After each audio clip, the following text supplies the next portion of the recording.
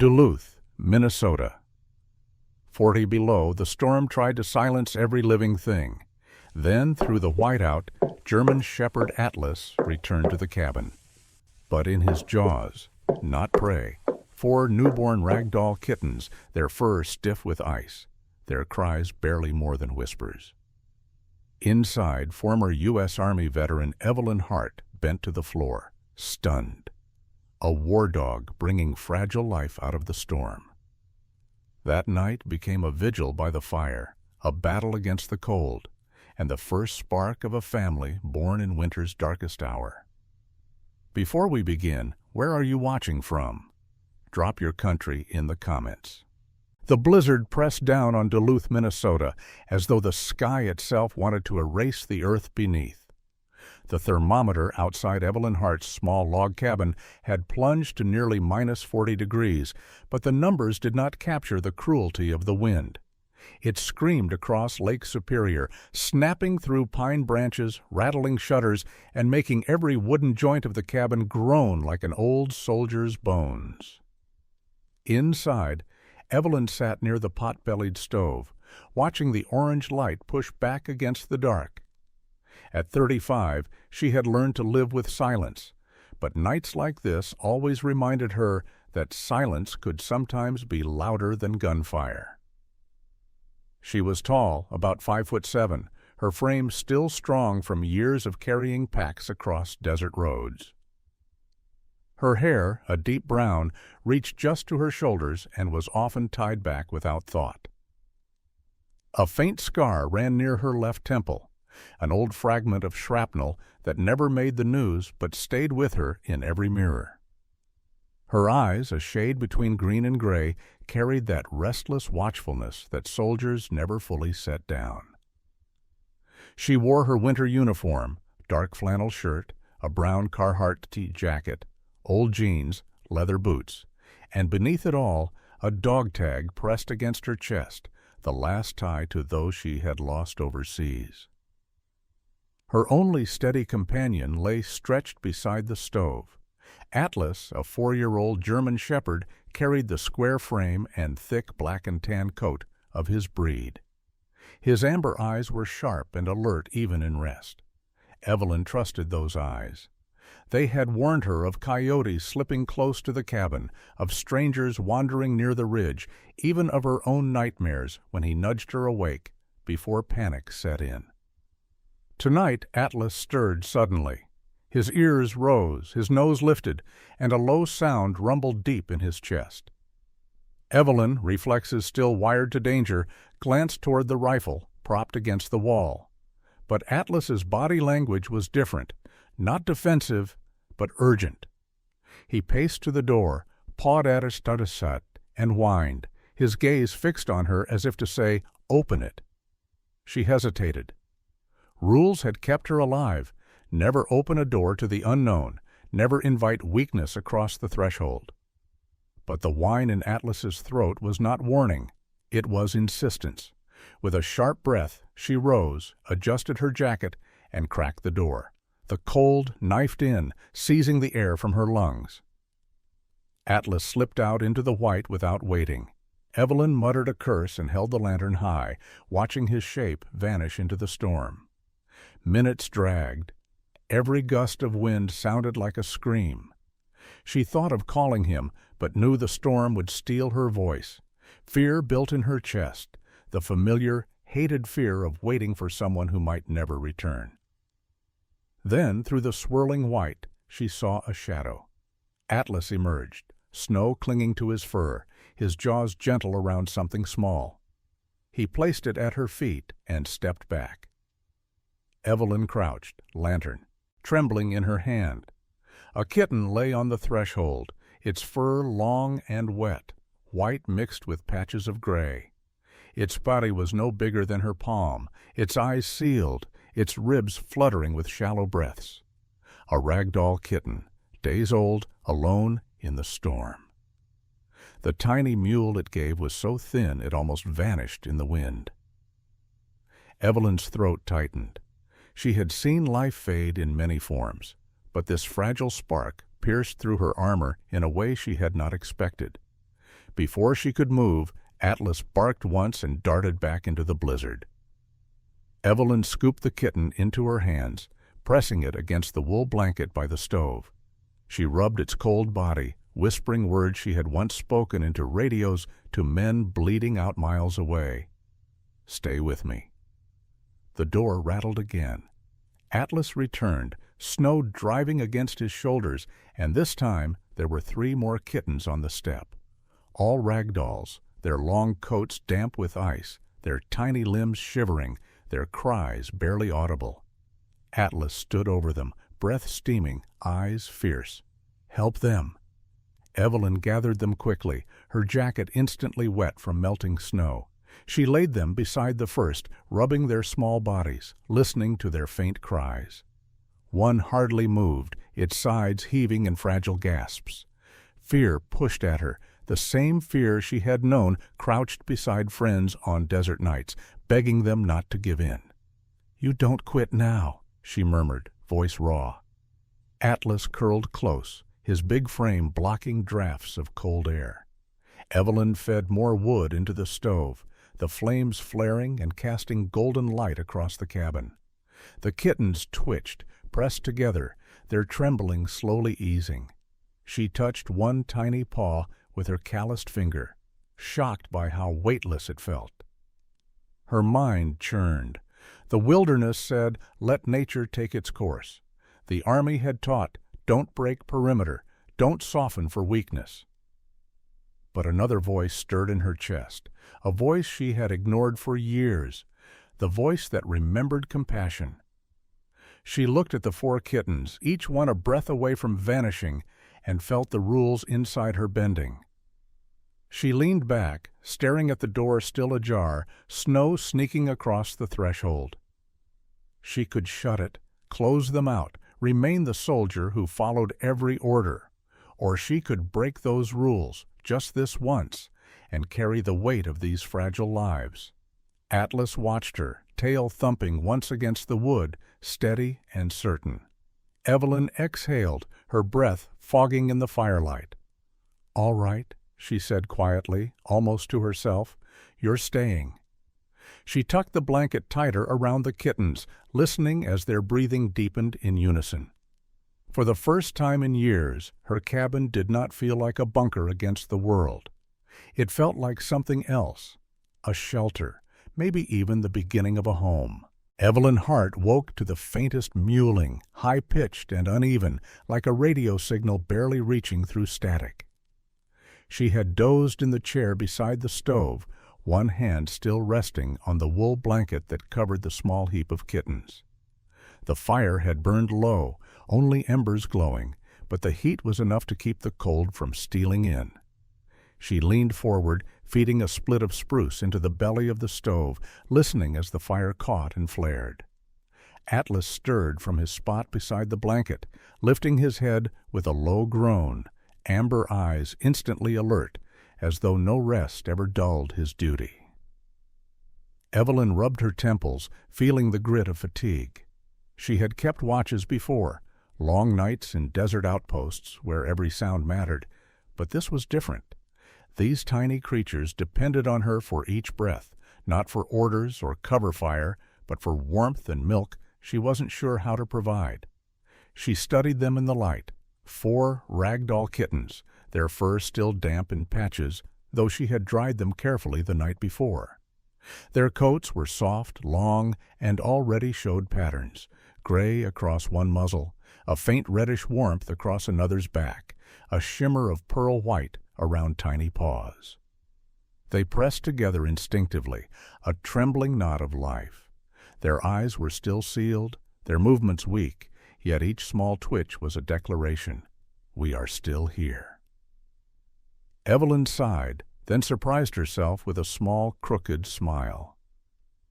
"If you're going to stay," she said softly, "you'll need names." Her fingers moved across each one as she spoke. The gray one, calm even in its weakness, became Ash. The white one, fragile but luminous under the stove's glow, she called Snow. The reddish one, the smallest and most precarious, she named Ember, hoping the name would keep its spark alive. The fourth, shining with the faintest glint of cream in its coat, she called Pearl. Saying the names aloud steadied her. Soldiers had always named their posts, their vehicles, even the dust storms that battered them. Names gave things weight, and weight meant survival. The door rattled with a knock that startled her. Atlas growled low, body tense, but Evelyn rose and unlatched the door cautiously. The storm outside had thinned, though snow still fell like drifting ash. A figure stood on the porch, wrapped in a heavy green parka with fur lining, boots caked in frost. She pulled down her scarf, and Evelyn recognized her neighbor. Lucy Hale lived across the ridge, about a mile down, keeping a small ranch of goats and hens through winters that would crush anyone less determined. She was in her early 40s, tall and wiry from years of lifting hay bales, her hair a mix of chestnut and silver strands tied loosely at the nape of her neck. Her face bore the kind of beauty time had not erased, but reshaped. Lines of hardship, a mouth set firm, and eyes a pale gray that held both resilience and quiet sorrow. Evelyn knew Lucy had lost her husband to a logging accident nearly a decade ago, and that grief had carved something permanent into her carriage. Yet she remained a woman who showed up, steady and uncomplaining, the kind who still baked bread for neighbors when storms blocked the roads. "I saw smoke," Lucy said, her voice muffled by the scarf she lowered. "Wanted to check you hadn't frozen in here." Her eyes widened when Atlas shifted aside, revealing the blanket by the stove. "Lord above," she murmured, stepping in. "What have you got there?" Evelyn closed the door against the wind and gestured. Atlas brought them, 4 of them, barely hanging on. Lucy knelt near the blanket, her movements careful, practiced. She slipped off her gloves, revealing hands rough and chapped, the nails trimmed short from work.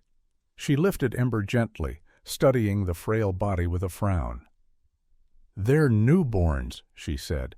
"Can't be more than a few days old. Without a mother, they'll need round-the-clock feeding. Warmth, stimulation." Evelyn's chest tightened. "I don't have what they need." Lucy gave her a firm look. "You've got the will. That's most of it. The rest—" She reached into her bag and produced a small kit, a syringe-like feeder, packets of powdered milk replacer, a jar of honey, and a rolled wool sock she had filled with rice to make a makeshift warmer. "I keep these for orphaned goat kids. Works just the same for kittens." They set to work. Lucy showed her how to warm the sock in the stove's heat, then tuck it beside the kittens. She mixed the formula with hot water, tested the temperature on her wrist, and slipped a drop into Ember's mouth. The kitten stirred, latched weakly, and Evelyn felt relief bloom in her chest. She took the feeder when Lucy offered it, her large hands awkward but careful, guiding a drop at a time into Pearl's tiny mouth. Each breath felt like a victory. Hours passed in that rhythm. They fed each kitten, wiped their little bodies with warm cloths, and settled them back into the fold of the blanket. Evelyn noted their weights in a battered notebook, marking the time and amount like a medic's log. Atlas hovered, lying close enough for them to press against his flank. His steady warmth and watchful eyes were as vital as the fire itself. As dusk settled again, fatigue pressed on Evelyn. She had fought through exhaustion before, on convoys that stretched into endless nights. But this was different. There was no enemy to fight, no mission to complete, only the fragile duty of keeping tiny lives from slipping away. She leaned back, rubbing her neck, and found herself speaking aloud. "Funny, isn't it? I used to guard grown men with rifles. Now I'm guarding 4 ounces of fur." Lucy chuckled softly, her gray eyes warming. "Guard's a guard, Evelyn. Doesn't matter the size of what you're keeping safe." It was then that Snow decided to climb. The kitten, unsteady but determined, scrambled up Atlas's muzzle, its tiny claws tangling in his fur. Atlas went cross-eyed trying to see it, then sneezed violently. sending Snow tumbling back into the blanket. Evelyn gasped, then burst out laughing. It had been so long since she'd laughed without restraint that it startled her. Lucy laughed too, the sound filling the cabin like a chord struck in the silence. For a moment, the storm outside did not exist. There was only firelight, laughter, and the improbable chorus of 5 heartbeats, Evelyn's, Atlas's steady thrum, and the fragile rhythms of 4 kittens. When Lucy finally stood to leave, pulling on her scarf again, she placed a hand on Evelyn's arm. "You've got this," she said simply.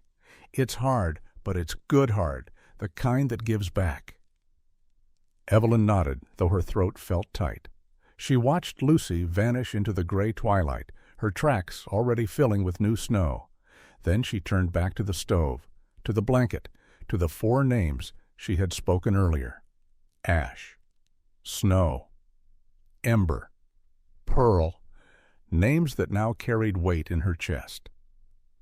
Atlas looked at her, ears forward as though awaiting orders. "We're a squad now," Evelyn told him, and his tail thumped once in solemn agreement. The storm had eased by morning, leaving Duluth buried beneath drifts so high they transformed the familiar ridges into a blank, white wasteland. Evelyn Hart pulled on her heavy coat, the brown Carhartt stiff with frost, and tugged her gloves tight before stepping outside. The air was brittle, the kind that sliced at lungs and frosted lashes within minutes. Atlas bounded ahead, his black and tan coat dusted with fresh snow, nose low to the ground as he sniffed with restless intent.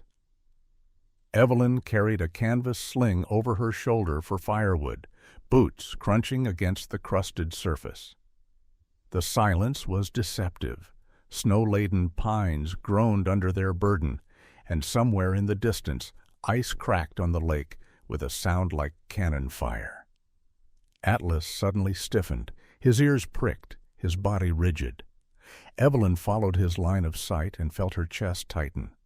There, just beyond the tree line where the frozen edge of Lake Superior began, lay a rusted steel trap, half buried in snow. Its jaws were wide, cruel teeth glinting faintly under the weak sun. A single boot print pressed into the snow beside it, fresh enough that sharp edges had not yet blurred.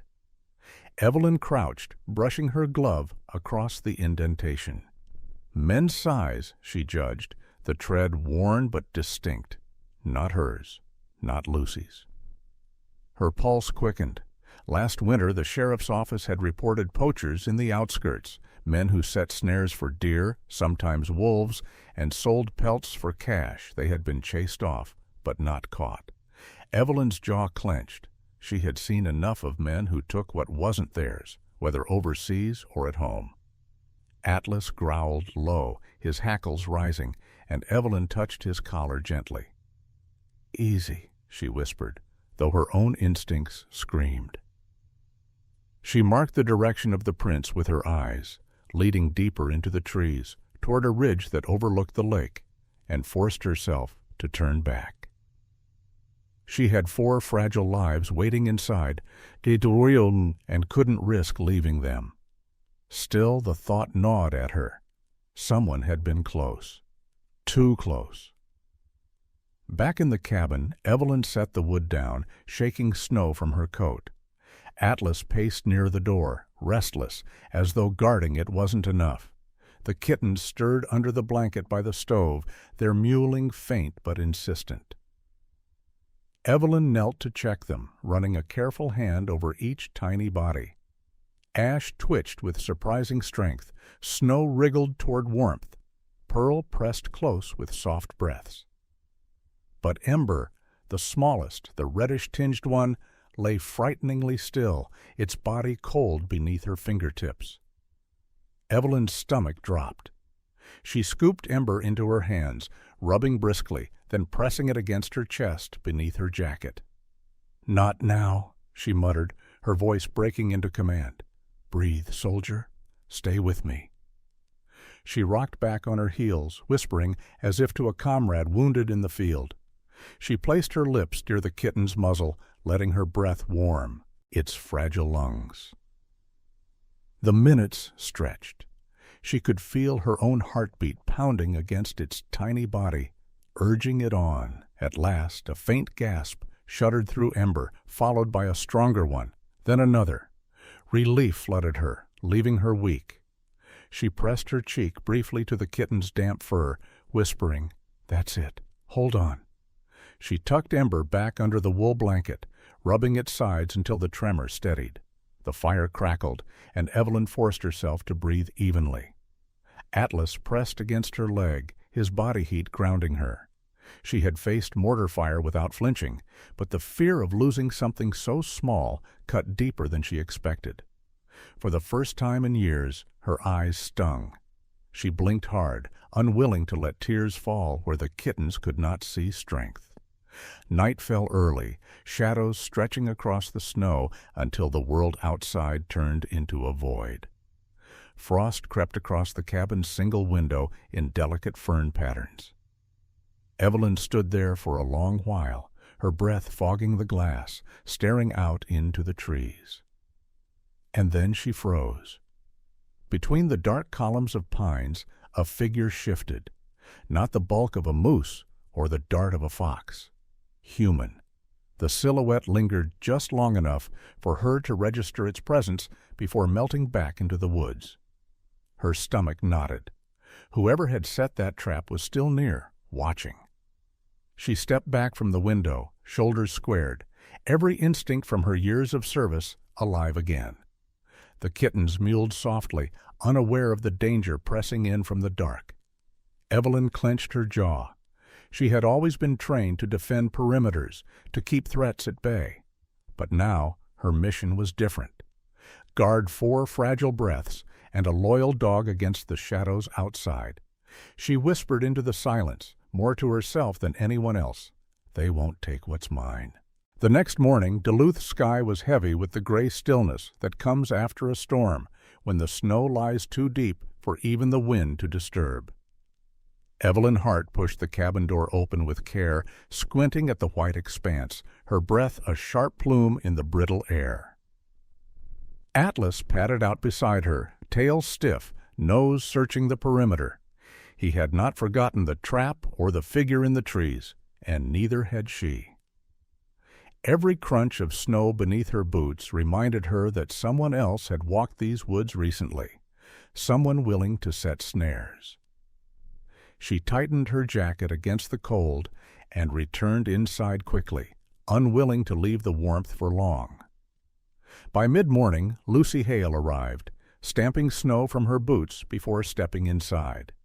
She wore her patched parka, a scarf of faded blue wool looped twice around her neck, and mittens so worn they had been darned in 3 different colors of yarn.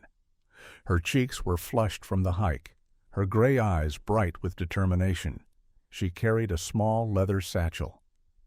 "I brought something," she said, her voice carrying the steady cadence of a woman used to solving problems with her own hands. From the satchel, she drew out 4 small leather collars. Each was simple, stitched with care, and fastened with a brass buckle. On each hung a tiny metal tag stamped with 2 words, "Home Safe."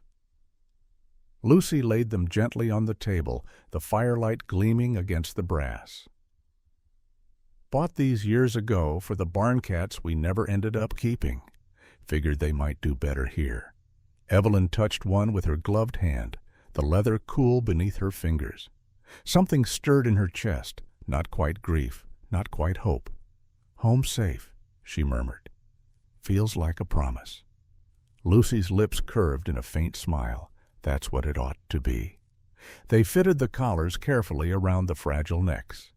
Ash twitched at the cold buckle, Snow wriggled, Pearl blinked though her eyes were still closed, and Ember let out the faintest squeak as the brass tag brushed its side. Atlas watched solemnly from his place by the stove, as though approving a ceremony. Evelyn found her throat tight as she fastened the last one. She had given oaths before, sworn to flags and missions, but this vow felt heavier in a quieter way. Protect them, keep them alive. The hours that followed slid into a rhythm. Lucy, practical and firm, suggested they establish shifts: feeding, warming, watching. "You can't do it all alone," she said, setting her satchel down as if the decision was final. Evelyn hesitated, but the truth was written in the ache in her shoulders, the fatigue in her eyes. So they worked it out. Evelyn would take the night hours, Lucy the early morning. Atlas, of course, needed no assignment. He already stood guard, body stretched beside the kitten's basket like a sentry at a post. Lucy, with her streak of humor, fashioned a badge for him, pressing a bottle cap onto a strip of twine and tying it to his collar. "Every guard dog needs rank," she teased. Atlas shook once, making the cap jingle, and settled back into his post. Evelyn snorted despite herself, a short laugh breaking through her usual reserve. The sound seemed to please Lucy more than her own small joke. That evening, Evelyn stepped onto the porch to draw water from the barrel. Her eyes caught on something unusual near the steps. A rabbit carcass, fresh and neatly skinned, lay on the snow. No paw marks, no sign of a predator dragging it. It had been placed there, deliberately. Her stomach tightened. This was no gift of nature. It was bait, set with the precision of someone who wanted to lure Atlas, or perhaps herself, into the open. She crouched, careful not to touch it bare-handed. The clean cut of the throat, the way the body had been laid flat, this was human work. With a calm she did not entirely feel, Evelyn slipped her gloves tighter, lifted the carcass by its hind legs, and wrapped it quickly in a scrap of burlap. She returned inside, setting it in a sealed tin by the door. Lucy frowned when Evelyn explained, her expression darkening. "Poachers," she muttered, "or worse." Evelyn gave a curt nod. "Either way, it's a warning, or an invitation." She crossed to the old field radio she kept by the shelf, one she had rigged for emergencies, and dialed through until she reached the Duluth Ranger Station. Her voice was steady, clipped with military precision as she reported the trap, the tracks, and now the bait. After the call, the cabin felt tighter, the walls holding more than just warmth. Evelyn looked at Lucy, then at the kittens asleep under their new collars, then at Atlas with his makeshift badge glinting in the firelight. "Family doesn't come by blood," she said softly, half to herself. "It comes by promise." Lucy gave a quiet nod, her eyes reflecting the fire's glow. "Then we keep it."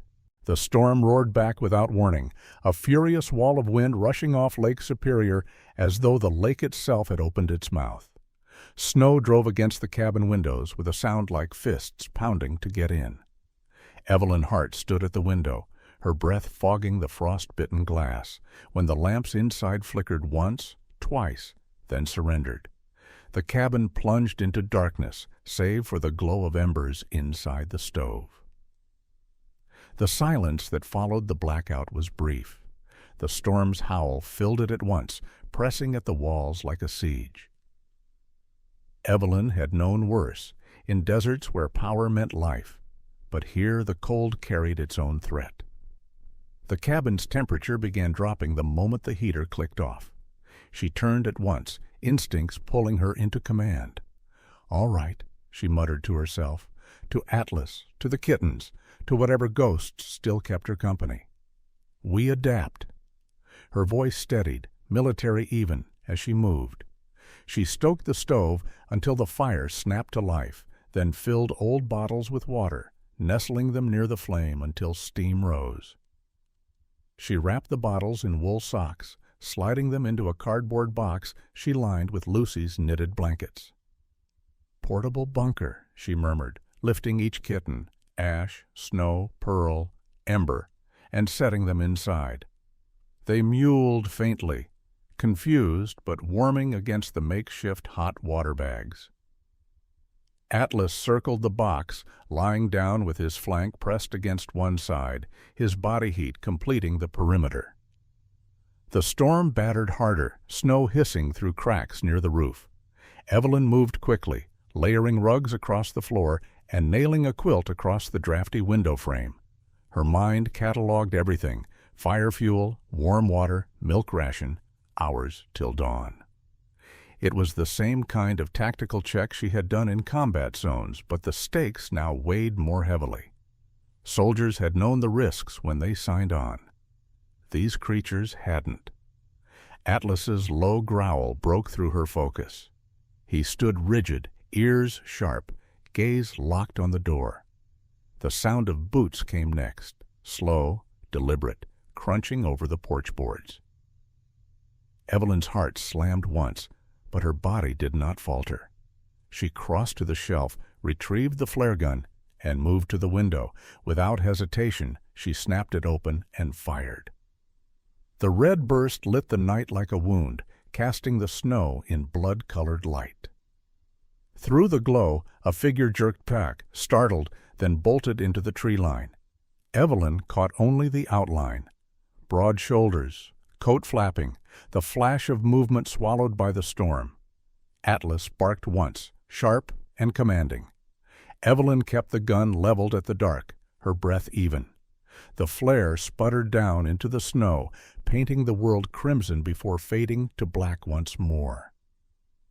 She lowered the weapon slowly. Whoever it was, they had come close, too close, to her threshold. Inside, the kittens stirred. Ash mewed sharply, Snow wriggled, Pearl pressed closer. Into the nest of bottles. Ember, though, lay frighteningly still again. Evelyn's gut twisted. She lifted the tiny body, cold and limp, into her hands. "Not now," she whispered fiercely. Her hands shook, not from fear, but from desperation, as she took the feeding syringe Lucy had left. She filled it with warmed milk, coaxing a single drop at a time against Ember's mouth. At first nothing happened, her breath catching in her chest, but then, there, a twitch, the faintest flick of a tongue. Evelyn steadied her hands, feeding drop by drop, whispering words she had once used for young recruits in shock. "Stay with me. Just one more breath. That's all it takes." The cabin seemed to hold its own breath with her. Lucy had not returned tonight. There was no one else but Atlas and the storm. Ember finally let out a sound, a high, weak mew that split the silence. Evelyn exhaled in a rush, shoulders trembling, tears stinging her eyes, though she blinked them away. She tucked Ember back into the nest beside its siblings, covering them gently. Atlas laid his head on the box, his breath ruffling their fur. For a long moment Evelyn crouched beside them, listening to the storm rage and the small, steady chorus of tiny breaths. Her own chest eased, filled not with triumph, but with something quieter, relief, fragile and deep. She whispered into the dim light, "When the world goes dark, we carry the flame." The storm finally broke in the small hours, leaving behind a sky the color of pewter and drifts so high they swallowed the porch steps. Evelyn Hart had dozed lightly in her chair, rifle leaned within reach, Atlas sprawled like a shadow across the cabin floor. She woke to the sound of tires crunching snow. For an instant her chest seized, until she saw the green and white truck pulling carefully into view through the frost-streaked window. She opened the door just as Ranger Thomas Calder climbed out. He was in his late 40s, broad-shouldered, with the kind of frame built from years of hauling gear across wild ground. His coat was government-issue forest green, patched in places, the brim of his cap dusted white. His face was weathered, lined deeply around the eyes, with a jaw perpetually set, as though life had given him little reason to relax. A week's growth of graying beard shadowed his cheeks, not unkempt, but practical against the cold. His dark eyes held both suspicion and weariness, the look of a man who had seen too many tracks lead to blood. Evelyn knew his type. She had stood alongside men like him overseas. Survivors. "Morning, Ms. Hart," he said, voice gravelly but polite. "Got your report. My boys picked up a truck near the West Ridge, found traps in the bed, abandoned when they saw us coming. We're keeping eyes on the tree line. For now, you should be safe." Evelyn studied him a moment, then gave a curt nod. "Safe is temporary." Calder's mouth twitched, almost a smile. "That it is." He adjusted his gloves, gaze drifting toward Atlas, who stood with hackles raised but silent. "Good dog you've got. He'll tell you before I can, if anything comes close." They spoke briefly about patrol rotations and signals. Calder promised to circle back by dusk. Before he left, his eyes lingered on Evelyn longer than necessary. "You've seen worse," he said quietly, "but don't mistake worse for nothing. Keep sharp." Then he climbed into his truck and vanished into the whiteness. Evelyn stood watching until the sound of the engine dissolved into silence. Inside, the cabin had transformed. The box beside the stove stirred with life. The kittens were growing stronger, their mewls no longer whispers, but tiny declarations. Evelyn leaned close, her breath catching when she saw them blinking, eyes opening for the first time. Ash was the first, soft gray eyes peeking out, gentle and calm, burrowing under Atlas's chin as if the big shepherd were his natural mother. Ember, smallest but stubborn, cracked his eyes open with a squint, pushing against the others to claim his own place.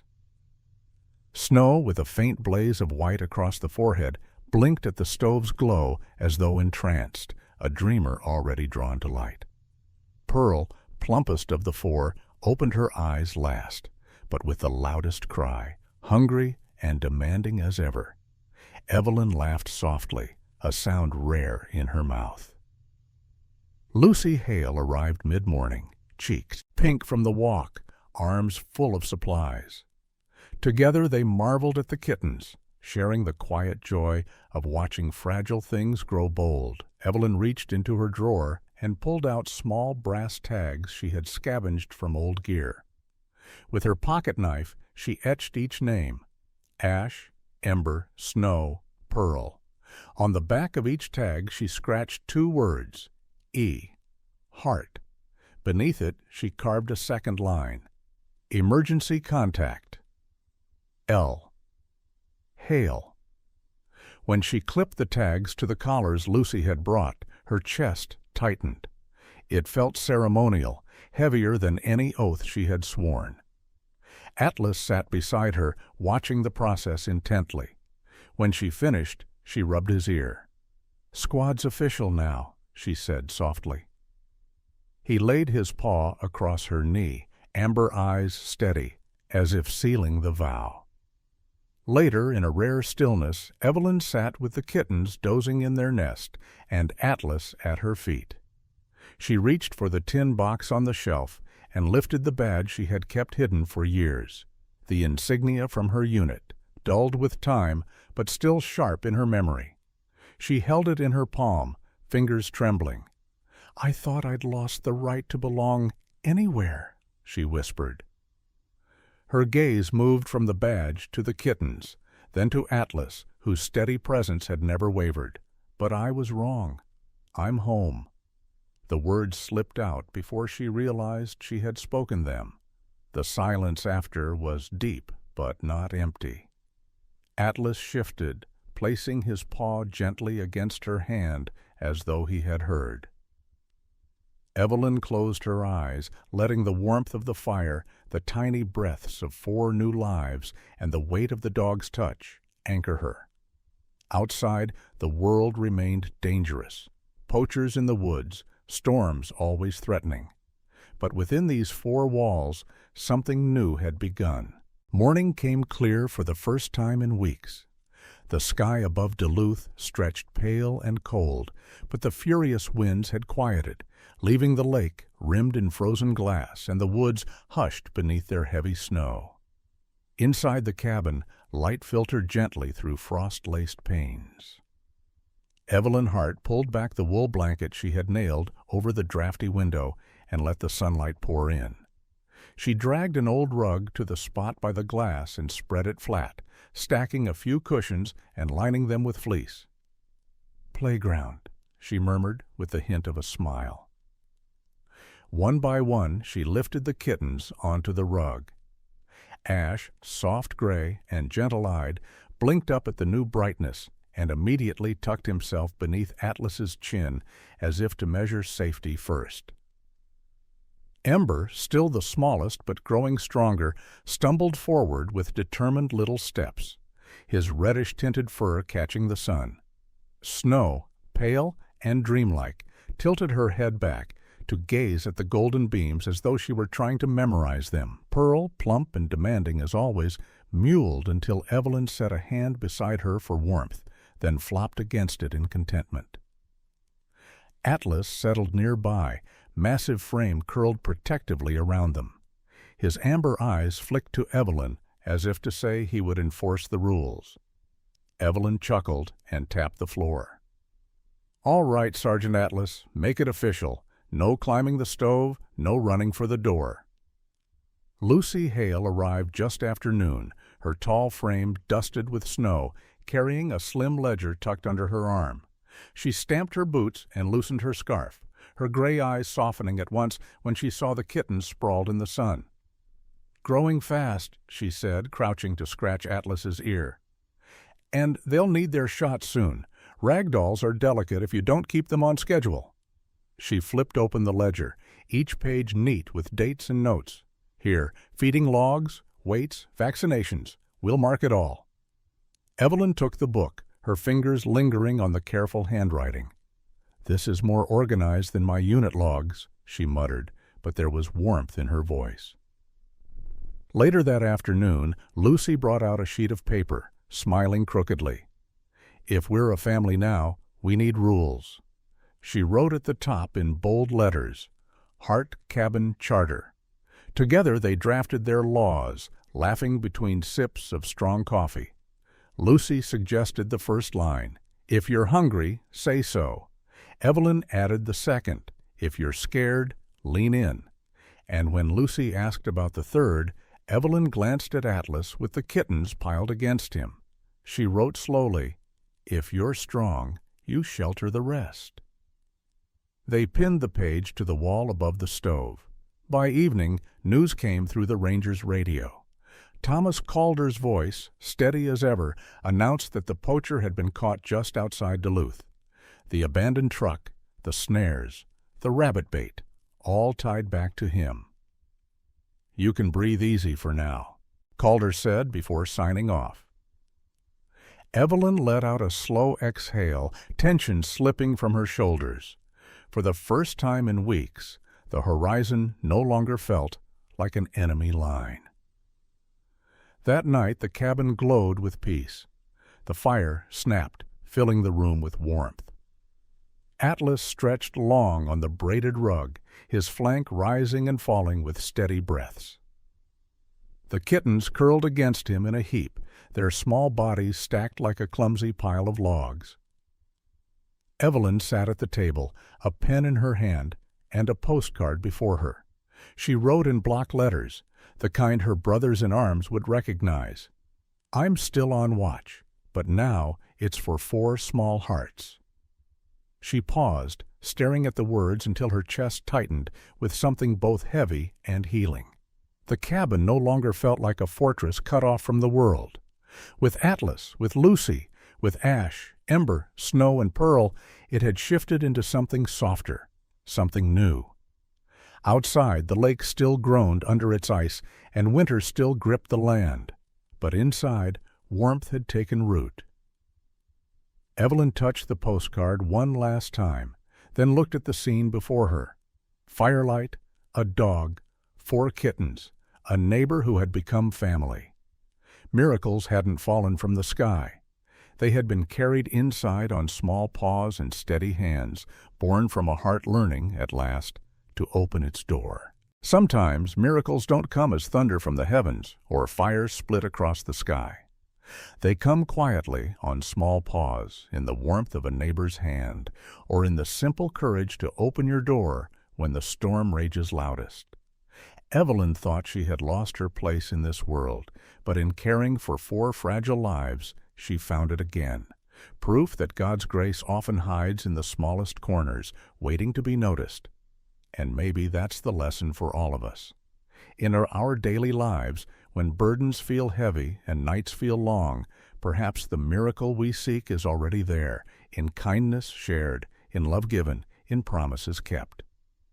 As Scripture reminds us, the light shines in the darkness, and the darkness has not overcome it.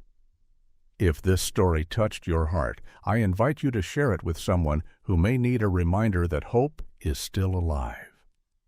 Leave a comment below with your thoughts, and don't forget to subscribe for more stories of faith, resilience, and the quiet miracles that shape our days. May the Lord bless you and keep you, and may He watch over you and your loved ones, today, tomorrow, and always.